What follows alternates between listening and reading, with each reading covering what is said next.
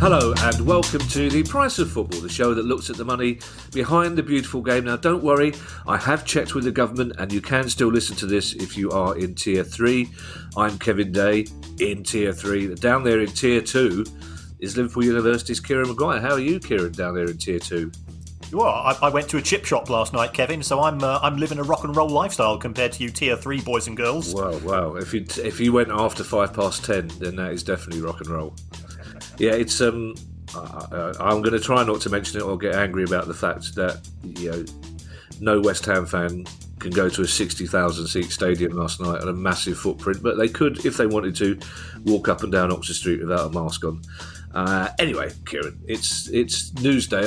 I'm just so jealous of you down there, and you don't even drink. You're a total waste of Tier 2. We should swap houses. That's what we should do. It's Newsday, Kieran, so let's news this thing up. And the first story is quite a big story. The first couple of stories, there's some eye-watering amounts of money, and then towards the end of the news stories, it all gets a bit film noir. But nevertheless, we're going to end on a rainy evening in Grimsby, actually, which is about as film noir as you can get. The FA, Kieran, have taken out a £175 million loan from the Bank of England, and I must say it seems a lot easier for large organisations to get loans than it is for me. So any sharks listening, do drop me a line, the usual thing, questions@priceoffootball.com. Presumably this £175 million for the FA, Kieran, is COVID related? Yes. And I think what you need to do, Kevin, is you've got to be able to convince your bank manager that you've made a material contribution to the UK economy. Mm-hmm. And under those circumstances, they just hand over the money. Does my accountant count as the UK economy? Because I've made a very material contribution to his Christmas. Excellent. I'm glad to hear that. This is very much COVID related, because if you think about it from the FA's point of view, we've had FA Cup matches taking place with no crowds. England have been playing international matches before empty audiences, and the FA had already paid UEFA a considerable amount of money to host matches for Euro 2020, right. And those matches aren't going to take place until hopefully next summer, because I've got a ticket for England versus the Czech Republic. And the FA has said it's anticipating losses of £300 million this year. It's had to make 15% of the staff redundant, which is sad news, and we know that people in all industries are being hit. So it has gone to the Bank of England, and it's been very coy about this. It was only through ferreting through some Bank of England documentation that it came to light that it looks like the loan has been taken. Now, the details in terms of when it's going to be repaid have not been made clear. I think Spurs have a similar loan, and I think they're committed to paying it sort of midway through 2021. But I suspect that there is a rollover. And this is a monetary rollover before anybody thinks anything else. In terms of the repayment dates. So it's indicative. It's not just clubs, but institutions themselves, which have to borrow money under these very trying circumstances. Did you say Spurs are paying theirs back by 2021? Because I thought we'd established that the bigger the loan, and when you're getting to this level, A, there's barely any interest, and B, the banks don't seem that bothered whether you ever pay it back at all. Well, when it comes to Spurs' commercial loans, which is the £637 million they owe to Goldman and some other of the sort of the major investment banks, that's not due for repayment until I think around about 2037. But these are emergency loans being given out by the Bank of England, which isn't but the Bank of England, as a rule, doesn't tend to lend to companies unless the circumstances are fairly unique, and clearly what we're going through at present. Whereas if you look at Spurs, Spurs is £637 million. That's the sort of traditional commercial loan, and on top of that, they've also borrowed 175 to allow them to pay the bills over the course of the next few months. Now, if God forbid, Kieran, the Euro games don't happen at Wembley next summer, and the FA Cup is in front of empty houses, what do the FA do then? Do they go for a bigger loan to pay back this loan? What happens if they can't afford to pay back this loan? Well, if we are under those circumstances, it will come down to negotiations. We could end up with the somewhat ludicrous situation of the Bank of England will have potentially have its security in respect of this loan. So the Bank of England ends up owning Wembley and St George's Park as a result of this. If, however, England can't host the games and can't host the FA Cup final and things of this nature by the middle of next summer, I think the economy will be in such a severe downturn that the Bank of England will just take a pragmatic approach and says, we want the economy to somehow get through this. We will put back payment for another 12 months or another couple of years because there's nothing for the Bank of England to gain. It's got no experience of running a football stadium. And it's got even less experience of running an empty football stadium, so it would be effectively acquiring a white elephant if it decided to enforce any form of security. Right. Although it would be quite funny to see the Bank of England repossessing Gareth Southgate. Now, good news, we hope, for Burnley fans, because it looks like their £200 million takeover deal could be completed as early as this week.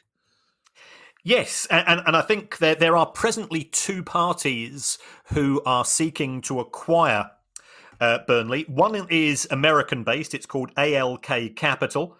And the other is connected to Chris Farnell. Now, we've always said that if a club appears on this show once or twice, it's good. When something appears once or twice in a week, it's not normally good news.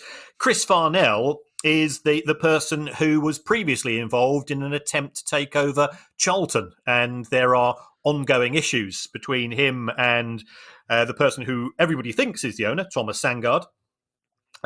Chris Farnell is acting along with Mohamed El Kashashi. So there are two parties, by all accounts, involved in the Burnley takeover. My understanding is that AL Capital have their noses in front. The reason why I think the existing owners are keen to sell and the new owners are keen to buy by the end of this week is, of course, we've got the transfer window looming upon us. And Burnley aren't in a great position towards the bottom end of the Premier League. They didn't spend any money in the summer window as such. So, if these new owners do come in, capital injection, Burnley, from a financial fair play point of view, have always run themselves extremely well. So there is certainly scope for the new owners to invest in quality in terms of team recruitment and things of that nature. I think the price involved is intriguing. £200 million for Burnley, and this is not an insult to Burnley because I've been to Turf Moor, as you have, on many an occasion. Classic old-fashioned ground. It's a centre point of the town itself. But Liverpool only cost £300 million a decade ago, and clearly Liverpool have a bit of the bigger stadium, their bigger fan base, and so on. So I think this is indicative of how prices have increased over the course of the last decade, and the increasing intrigue that American investors have with football. Because ultimately, it's incredibly cheap to buy a football club compared to one of the American franchises, and they see ways of, horrible American word, monetizing our game.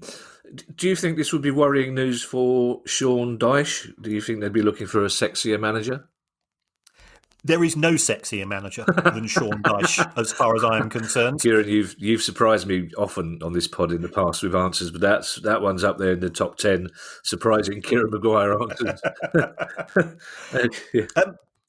Sean Dyche is Burnley. He understands the club. He has recruited a team, I wouldn't say in his likeness, but a team which is very much as you would expect a Sean Dyche team to be, hardworking, very well drilled, and things of this nature. to rip all that up in January when you only got 4 months of the season, you can't. You'd have to go and change an awful lot of personnel as well as Sean Dyche. So my understanding, he is in fact central to the takeover. Interesting. Because he's held in such high regard, and rightly so. Well, yes, he's held in high regard by you and I and by Burnley fans and football fans in general. But as we've established in the past, Kieran, people who come in and buy football clubs at any level don't necessarily share that football knowledge. And, if Frank de Boer was wandering about thinking I might like a return to the Premier League, these people's heads are easily turned, aren't they? So I'm not as convinced as you are. By the way, you mentioned Charlton there, Kieran, their owner, Thomas Sandgaard. We have put in a request to Thomas Sandgaard for an interview, and he has very kindly agreed. In fact, he bit our hand off, which I'm really quite interested about, because he struck. There was the New York minute is supposed to be the shortest time period in the world. But there's period between the lights going green and somebody behind you honking. It was almost eclipsed by the Thomas Sandgaard reply to the email saying, "Do you want to come on the show?" Yes. So hopefully we will get Thomas on before Christmas. If not, it'll be shortly after. And I think it's going to be one of those occasions when we might invite Charlton fans to send some questions as well, because that's something to look forward to. Something to look forward to for Everton fans as well. Hopefully, now Farhad Moshiri, Everton's owner, is considering investing another £250 million into Everton. Now, Kieran, is that investing or is that giving to? To a certain extent, they're the same thing when it comes to Everton, because Everton announced their financial results on Friday, which were the third highest in Premier League history, only behind Chelsea in the year that Abramovich acquired them, Wow. and Manchester City the year after they were acquired by Sheikh Mansour. So, eye-watering numbers. Farhad Moshiri has already put £400 million into Everton, and it looks as if this further investment, which will take his stake in the club. Originally, he bought 49.9%, but these are going to be fresh shares, which will take his investment to beyond 90%. Is part of his long-term vision for the club. So he's been incredibly benevolent to date. I suspect that some of this money is linked to the Bramley-Moore dock proposals in respect of the stadium, and that is moving slowly forwards. It probably wasn't helped where the Liverpool mayor Joe Anderson isn't exactly popular with the law at present, having been questioned by the police along with Derek Hatton. Yeah. So, and Joe Anderson is been very keen on the Bramley-Moore dock, but hopefully that those two things are completely independent of one another. The Everton accounts, they had some interesting nuggets. But they got £30 million for the option to have naming rights for the new stadium. That's not even the naming rights for a stadium for which planning approval is not yet being given. Sort of reading between the lines, I think that allowed them to sack Marco Silva, because that cost them over £6 million. And they had 26 million quid's worth of player write-downs, which I presume includes the likes of Czech Tosin, who was at your place for a while, wasn't he, at the end of last season? He was in our physiotherapy room for quite some time at the end of last season at Palace, yes. Yes, so I don't think he's quite delivered expectations, along with the likes of Moser Keane, and they've had a sort of a fairly scattergun approach to player recruitment, and therefore they've had to write down quite large sums of money in respect of their signings. But it does indicate that Farhad Moshiri is there for the long term, and he has a vision. He wants to break into the Big Six. He wants Everton to be competitive, and the only way you can do that is to have a stadium which is more state of the art than Goodison. And as we both have said in the past, as old-fashioned football fans, we love Goodison. Putting on your business head, you can see that there's issues if you want to make a lot of money out of the place. Yeah. Well, and the new stadium does look spectacular. But can I just confirm, Kieran, double check, which is a tautology. You said those figures, and I think even Everton fans would be surprised. The third highest figures posted in Premier League history. Yeah, in terms of losses, Oh, in yes. terms of losses, right? Okay, Yeah, right, sorry. okay. Yeah. Yeah, I think Manchester City were 197, Chelsea were around about 152. So yeah, 140 million Wow. that's a lot of money per hour, let alone per year. Yes, talking of stadia, I'm not sure whether I should perhaps start to give Guy more credit than I have been giving him in the past few weeks, because there does seem to be some sort of sense to the logic, the order of these questions at the moment. I'd sometimes wonder if he adopts the famous David Bowie lyric cut-up technique, just puts random words into a hat and throws them out and see what happens. But to be fair, recently he's done a sterling job. He must need a new gold car. The liquidator of Old Co Rangers has launched a £29 million court case against the administrators Duff and Phelps over their refusal to sell Ibrox Stadium. Yes, and this is a bit weird because we've had sort of discussions before that you think about your industry, you sort of you in public you tend to sort of say nice things about other performers, Yeah, other comedians and so on, and unless you're Stuart Lee or Frankie Boyle, yeah. um, who and that's part of their act. So we understand that. So this is one firm of accountants effectively having a pop at another. Right. Um, Good Lord. so you know, Rangers had problems in around about 2012, which resulted in the old co going into there was administration, there was liquidation, and the way that it works is that a firm of administrators tries to run a business and sell off assets, and then liquidators come in to sort of mop up whatever's left over. And what we're seeing here is that the liquidators, who are this firm called BDO, they say that the administrators could have sold Ibrox, the training ground, and some of the players. And if you think about what we've seen in respect of Wigan, Yeah. the administrators there, what have they done? Well, they sold off the training ground to Preston North End. They've sold all the players, and that's why Wigan are now at the arse end of League One. But that didn't appear to be the case, or that's the allegation which is being made by the liquidators.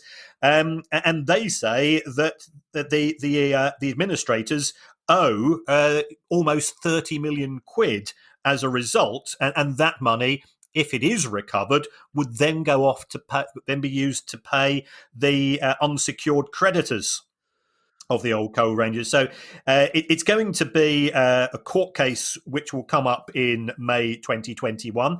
No doubt the pub lawyers of both Celtic and Rangers will be already sharpening their knives, because they do enjoy a good spat about anything to do with each other's club. But as always, the only thing we can say with confidence with regards to this is the lawyers will get rich. Oh, you didn't say silver tongued. You've ruined someone's bingo game.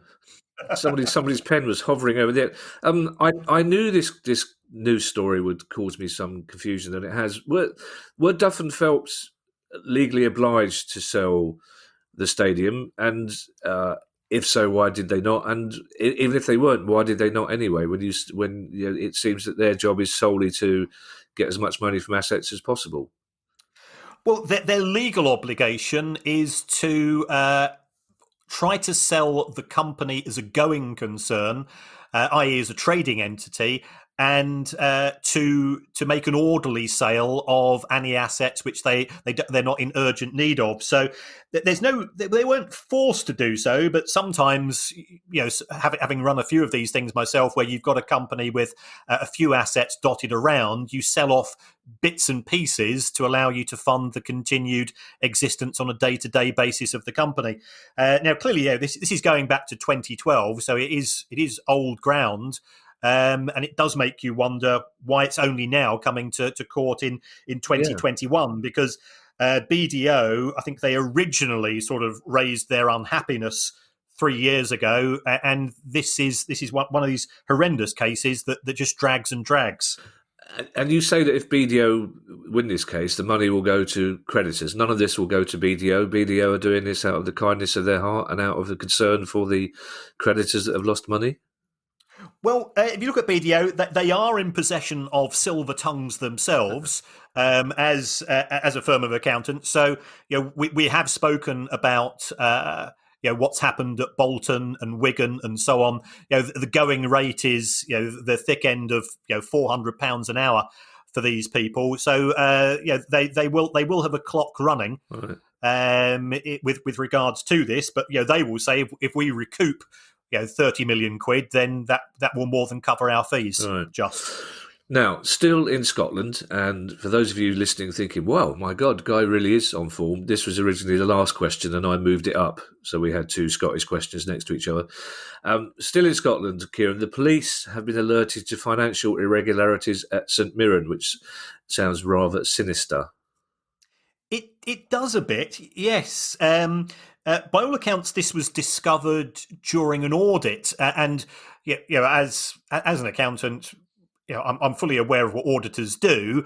I'm not sure whether fans are aware or listeners are aware that actually the majority of the clubs in League One and League Two and in the Scottish League are not audited. So you have to take their accounts with a leap of faith on occasions. Can I just jump in there, Kieran? Was you had a Twitter exchange with somebody the other day who works in finance, who was absolutely astounded to discover that clubs in League One and League Two in Scotland were not audited. Literally, you had to explain it to him 2 or 3 times that you hadn't got this wrong. So I'm sure he's not the only one who would be surprised to hear this. Yeah, under legislation here in the UK, I think around about 95% of companies now are no longer legally obliged to have an audit. Now, some will do so because of banks' insistence. Some will do so out of a choice of governance. But there is no obligation to do so, and it all is to do. You and I, we've always said that size doesn't matter, Kevin. But on this particular occasion, this is linked to the Companies Act 2006, which does give strict guidelines or strict rules as to thresholds below which audits don't have to take place. And it's something which I feel a little bit uncomfortable about. I appreciate at present all clubs are looking to save money, so an audit would be additional costs. So you can understand them not wanting that. But we've also said that football clubs do have this unique place in the history and the culture and the heritage of this country, and perhaps therefore they warrant a little bit of extra of monitoring, especially if they are going to the likes of the Premier League and government for to claim that they need financial assistance. So it's a double-edged sword. The reason why St Mirren were being audited may have been linked to the fact that they are going to become a fan-owned club. So this is actually part of the due diligence involved. And the allegations, and they are only allegations at present, things which arose during the conduct of this audit was non-payment of taxes to HMRC, nothing to do with player-related items, which seems a bit strange. I don't know whether we could be sort of going into the realms of the Sopranos here, and anybody familiar with Sopranos, jobs for people that didn't appear to do any work was a common feature of things of that nature. Also, some of the commercial arrangements of St Mirren did seem a bit uncomfortable, and this is sadly, more common in football and the football industry than people may be aware. I mean, I can't go into specific details, but one of my former students, I got her a job with a football institution, and she discovered quite a big fraud, and she was encouraged to sweep it under the carpet and just move on. Right. And they said, well, we've got enough money to cover this. Don't take this any further. So things of this nature do arise, and quite often we don't get to hear about them. The only reason why we've heard of this one is now the police are involved, and somehow it's leaked through to the media as well. Probably from the police, in my experience. But when this situation occurs, Kieran, and the police are alerted to financial irregularities, as Guy so nicely put it, is there one person responsible at the club then that is deemed responsible for these financial irregularities, or is it would the auditors be giving them a list of people they should be talking to, or is it simply a question that the police are now able to look at all the books, or they pass everything to HMRC? What's the process here? Well, presumably the auditors were talking to the financial controller or the club secretary, have been through the books, have asked some questions, and have decided. And this is by all means in conjunction with the club. So Right. it could be that the club itself was unaware of what was taking place. Of course. Has decided to pass these matters onto the old bill, as we lovingly refer to them in South London. Indeed. And it is the right process. How that's subsequently leaked to the press, we both know that if people are concerned, it's one of the ways of using the press is to make things slightly more transparent than they would be otherwise. Yeah. I'm not sure we should be dealing with rumours, Kieran, but we just did there, and we're going to in this story as well, because there are whispers, and just whispers, Kieran, hints of whispers, that Sheffield Wednesday's players are not being paid in full. Yes, this is a story which again has come from the newspapers. Now, again, there are stories that in November 2019 and June 2020, players didn't get their wages on time. The latest story is that some of the players are only getting the first £7,000 a month. Now, for you and I, £7,000 a month, we'd be pretty happy with. Well, certainly me as a teacher. And they're getting the balance later. Now, I did some digging into Sheffield Wednesday's figures. Now, they're not up to date because Sheffield Wednesday haven't published their accounts for the last 2 years. But on average, players are on around about 70 to 75 grand a month. So they're only getting 10%. And then the story appears to indicate that they were getting it a few weeks later from another source. So it all seems very, very, very strange. So the local newspapers, one of the players was up for one of the press talks last week, Dominic Iorfa, and he just batted it straight back and said, "This is a confidential matter. I'm not prepared to talk about it." Now, if it was bollocks, he would simply say, Yes. "That is bollocks." Yeah.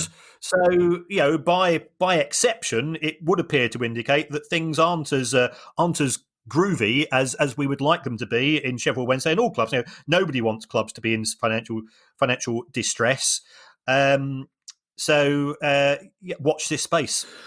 Yeah, I should have researched this properly because the name of the Sheffield evening paper escapes me. It might be the Star, but it is the Star. Star. But they've got a very good reputation for hard journalism. So this is not one of your local free newspapers. This is a proper regional newspaper who wouldn't print this story without having some facts to stand it up, is my guess.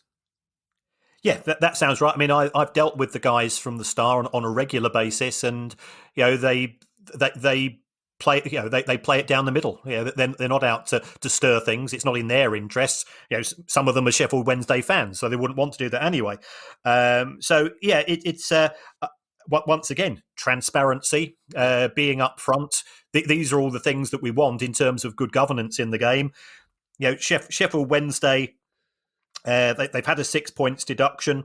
There were issues in terms of the sale of the sale of Hillsborough, which has been sold to another company. Has that other company paid for Hillsborough? That is still uncertain, and that sale took place 2 years ago. Yeah, you can almost feel sorry for Dominic Iorfa, can't you? He's sitting there waiting for the questions about the new manager and the style of football, and is suddenly confronted with, "Is it true you're not getting paid?" South Yorkshire to South London, Kieran. Don't blame Guy for that one. That was me.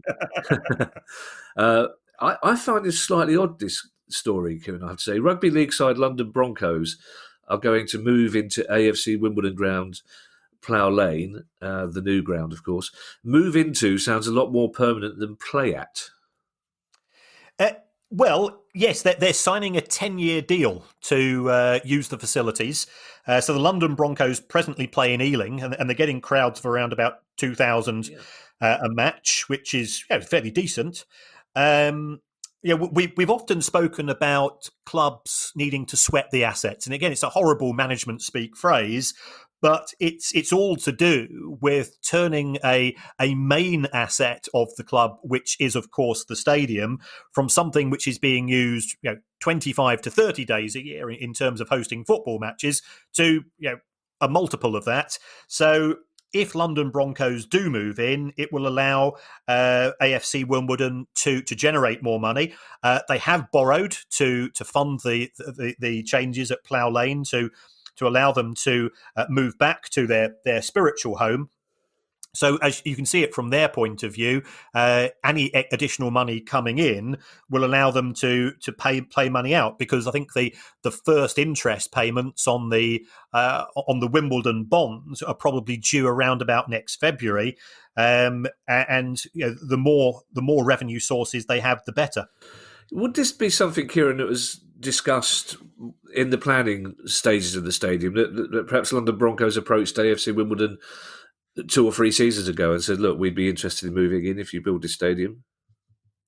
Yes, because when AFC Wimbledon would have approached, would it have been Merton Council? Yep. Is that the right one? Is, yep. So when they would have approached the council, that it would have been in terms of getting approval for X number of events taking place a year. So presumably they were looking for some form of multi-sport arrangement at the time.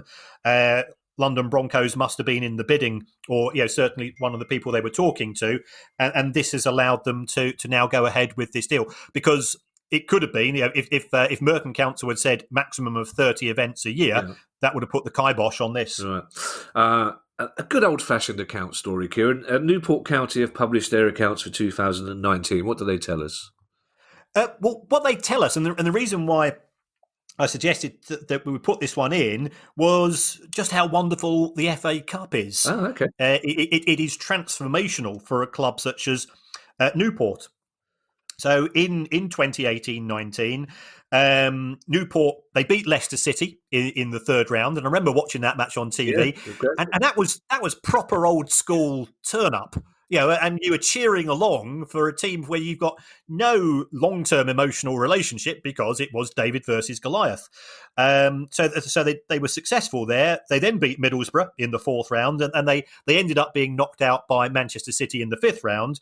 But this has turned them around. It's added an extra £1 million to their bottom line. They've gone from £120,000 loss to an £880,000 profit.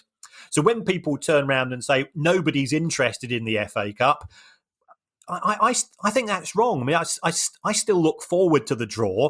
I don't look forward to it as much as I used to when I was a kid, and probably a bit like you, I can probably name every single FA Cup final of the 1970s, but I would struggle to name the last 5. But there is still this romance attached to the FA Cup for the smaller clubs, especially if it allows them to play. Newport played Leicester City, who had just won the Premier League a couple of years earlier and got to the quarterfinals of the Champions League, and now they're turning up in Newport. So there is still this element of romance, but from a financial point of view, it is still a game changer. It will allow the club to reset its finances substantially for a couple of years. Yeah, I was trying to explain to Ed the other day that there was a time when you listened to the third round draw on a radio at school on Monday lunchtime. These are all, lunchtime is a concept he has struggles with, to be perfectly honest. But actually listening, gathered around a radio within 2 meters of each other. He just couldn't understand that concept at all. But that's how it used to be, and then it was very, very exciting. And like you, I think it's probably from about 2002 onwards, I wouldn't be able to name you the FA Cup winners, but for all the years before that, I'd be.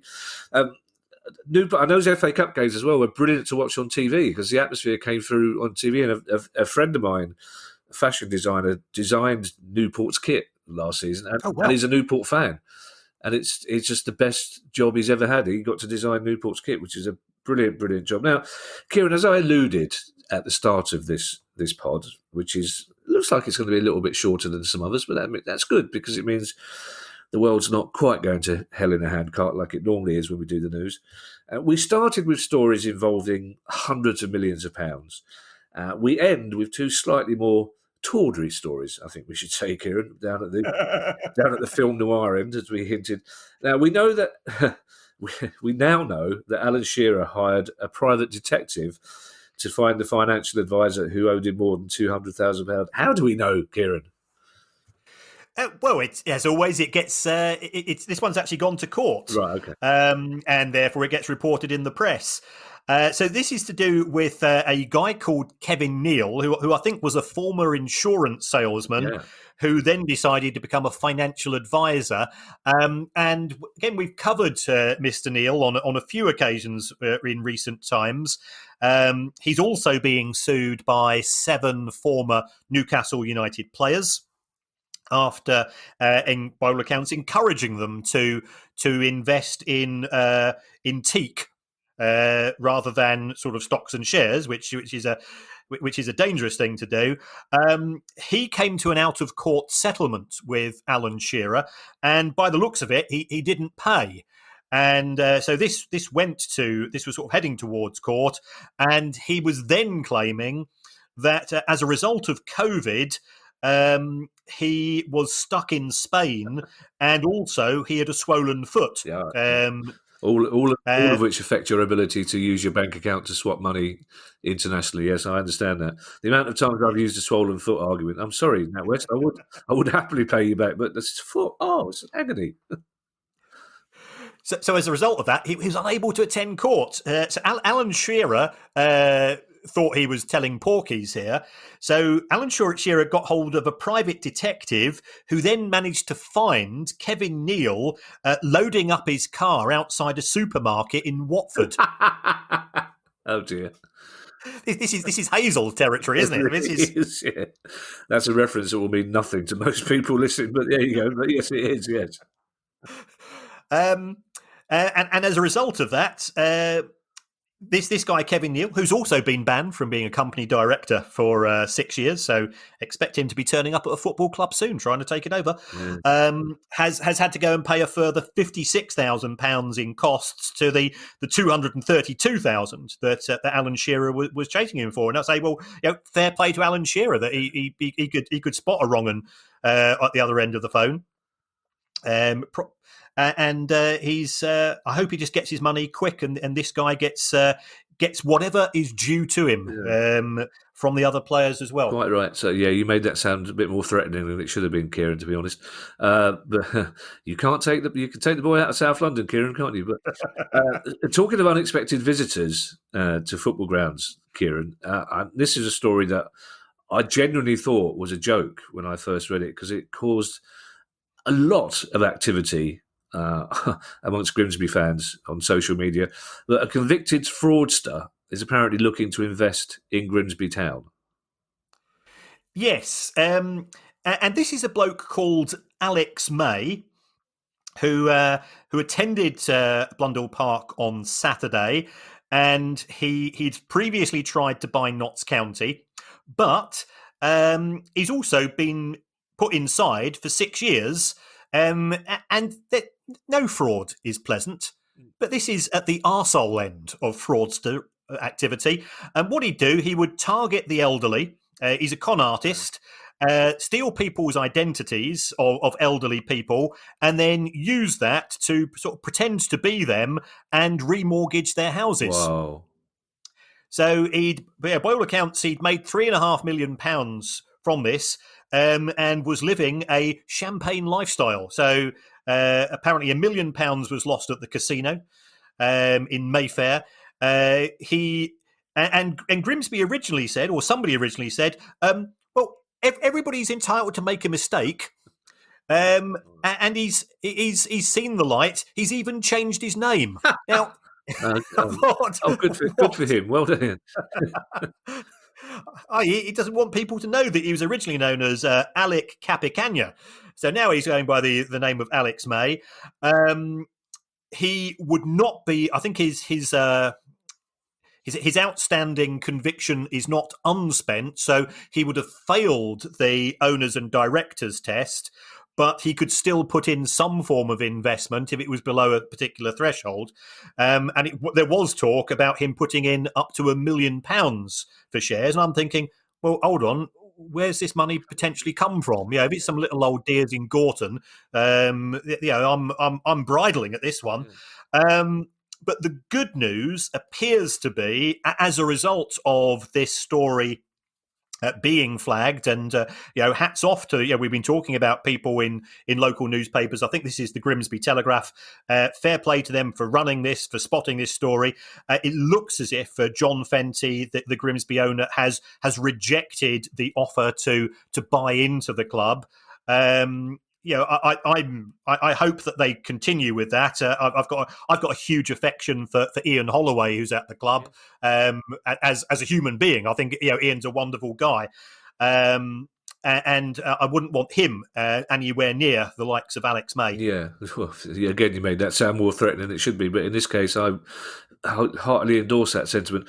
And also, John Fenty, I imagine, would have been sensible enough to look at social media, and I mean, it ranged from bemusement to anger, and it struck me that there was a lot of Grimsby fans who said, I won't go if this guy takes over. And it's astonishing that he was even allowed to be considered. But there you are, Kieran, that's football. And that's an entire news pod, Kieran, that we've got through without mentioning you-know-who, our friends at, I don't even want to say it, Kieran, because for once I believe we have got through a pod without mentioning that team in the East Midlands who play in white shirts. And he used to be managed by Brian Clough. So that's good news, isn't it? There is. And so we had actually written this script. And Who's we? Listen, I don't mind you taking credit for all the brain stuff, but I'm taking credit for the half-assed notes that constitute the script for this thing. Well, it looked like this was today's show. And then my very good friend Matt Slater at The Athletic, he's just brought out a story about doubts over the proposed takeover of Derby County. Oh, no. So we thought we were going to have a full week without Derby. And it turns out that Sheikh Khalid bin Zayed bin Sakur Al Nahan, who could probably get his money back if he sells shirts with his name on, still owes a law firm more than 500 grand for work he did trying to buy Newcastle United last year.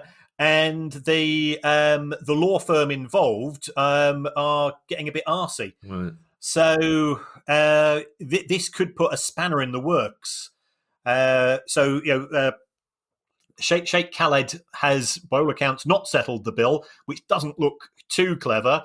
Derby are presently at the bottom of the Championship. They've just sacked their manager.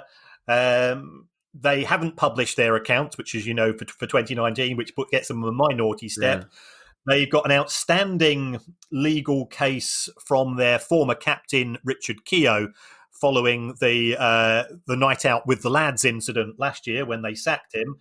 And there is a loan from Michael Dell, of the computer fame company, which is believed to be around about £30 million. How is that going to be settled as well? Is there a change of control clause, which often happens when new owners come into a company, which would mean that Michael Dell would be entitled to his money back straight away? So it is looking not as smooth sailing as I think everybody had hoped. And again, Matt Slater is a very, very thorough journalist, so this wouldn't be nonsense. And as one of those professions which does take stick some of the time, we've had the benefit of 3 or 4 stories today purely on the back of these guys doing their job well, and hats off to all concerned. Yes, I'm sorry, Derby fans. I really am sorry. I did know that was coming, but it's hopefully by Christmas. You never know. We'll have some good news, and maybe even by Sunday's pod, because Monday's pod. We do it on Sunday. It's out on Monday. Our next pod is our questions pod. So if you have any questions at all about football finance, if you want questions specifically about Derby, that's fine. We'll handle all those. It's questions@priceoffootball.com, and we'll also be giving another shout out to a batch of club fans who are going above and beyond in helping the local community at this time of crisis. We will see you then. Kieran, I'll leave the final message, as ever, to you. Okay, folks. Well, thank you once again for the feedback. Even the 1-star review from The Palace fan that you got. From a Palace fan, from Palace fan Dino, who thinks I'm left wing. I drive a Range Rover. I've got a white Range Rover, the same as Jack Grealish, although mine hasn't got quite as many bumps in it. I don't know what made me laugh more, the fact that you shared that with me, or the fact that the guy said, "Do you know this bloke?" Yeah, of course I know him. He happens to support the same football club as I do. Naturally, no, I don't know Palace Dino. but yes, it was a lovely snotty, and he won't be listening. He made that quite plain that he won't be listening because of your views on racism that he didn't share. But things I didn't even say anything. I can recall. There's no logic. I go to great lengths to never say anything. No, that's not true. Anyway, how long have you been driving a white Range Rover for? What happened to the Audi? Oh, I've got that as well. Holy shit! Okay, off you go. Carry on. Right, well, thank you for the reviews. Even Palestino, we've got to learn. We've got to listen to people listen to the show, so we take everything on board. If you could subscribe, if you could give us a 5-star review as well, that'd be even better because it helps us in the charts. Doesn't matter what you say. You could say you'd rather the show was done by Anne Widdecombe and the Archbishop of Canterbury. It really makes no difference to us. We can take that. But apart from that, look after yourselves.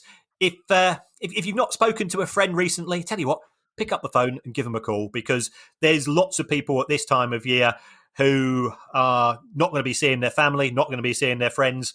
And if we leave it for somebody else to make that phone call, then it's never going to be made. So other than that, bye-bye. Bye, everybody. Stay safe. The price of football.